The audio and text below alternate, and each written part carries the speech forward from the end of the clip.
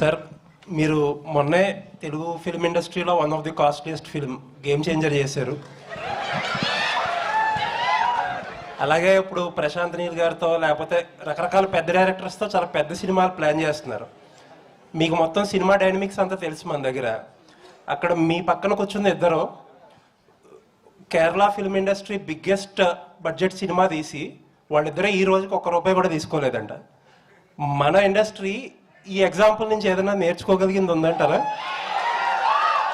అంటే ఆల్రెడీ మీకు తెలుసో తెలియదు, రాజమౌళి గారి స్కూల్ అదే కదా. రాజమౌళి గారు is not taking any remuneration, is only profit sharing. Okay, ఇంకా చాలా మంది ఉన్నారు కదా. ప్రశాంత్ నీల్ గారు కూడా సేమ్. అంటే ఒక్కొక్కరు స్టార్ట్ చేస్తే భారీ బడ్జెట్లు పెరుగుతున్నప్పుడు అందరు సేమ్ స్కూల్కి వస్తారు. I'm expecting short Telugu industry అందరు అదే స్కీమ్లో ఉంటారు. గేమ్ చేంజర్లో కూడా అదే స్కీమ్ జరిగింది sir. Yes, game changer start అయినప్పుడు అదే స్కీమ్లో ఉంది. Thank you sir. అంటే రాజుగారు కంటిన్యూ క్వశ్చన్ ఇక్కడ.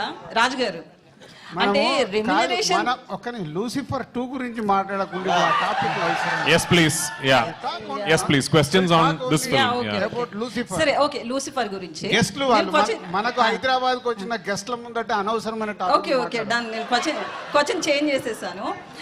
అయితే ఇప్పుడు తెలుగులో పెద్ద బ్యానర్స్ నుంచి మ్యాడ్ కావచ్చు, రాబిన్ హుడ్ కూడా వస్తుంది. సో మలయాళ సినిమాకి థియేటర్లు ఎక్కువ ఇచ్చే అవకాశాలు, హౌస్ఫుల్ కూడా నడుస్తున్నాయి. సో అవకాశం ఉంది. ఒక తెలుగు పర్సన్ గా మీరు మలయాళ సినిమాకి ఎక్కువ స్కోప్ ఇచ్చే అవకాశం ఉంది. మలయాళం ఇప్పుడు అలా అడిగితే మలయాళం తెలుగు అని సెపరేట్ చేస్తారు. ఈ రోజు గ్లోబల్ సినిమా correct ఎక్కడ బాగుంటే అక్కడ చూస్తారు. No, in my conversation